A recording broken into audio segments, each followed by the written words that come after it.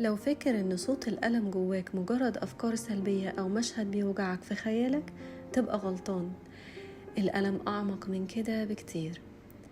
من شهرين بعد ما فقدت صديقة طفولتي اكتشفت إن الألم مش بس في القلب أو في العقل، جسمي كمان كان بيتكلم، وكلامه كان عبارة عن وجع شديد في بطني، قولون ملتهب، دقات قلبي سريعة، بلاقي نفسي بنفعل لأسباب بسيطة جدا وأنا دي عكس طبيعتي تماما. عرفت وقتها إن جسمي بيتكلم وبيبعت لي رسائل بيقول لي أنا تعبان.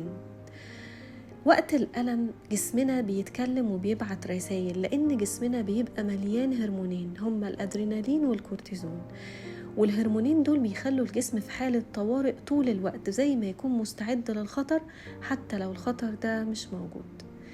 ولفت نظري كمان ان وقت الألم الشديد بنبقى المناعة بتبقى قليلة جدا والنوم بيتلخبط، وده بيخلي الحزن أطول بكتير وأتقل علينا.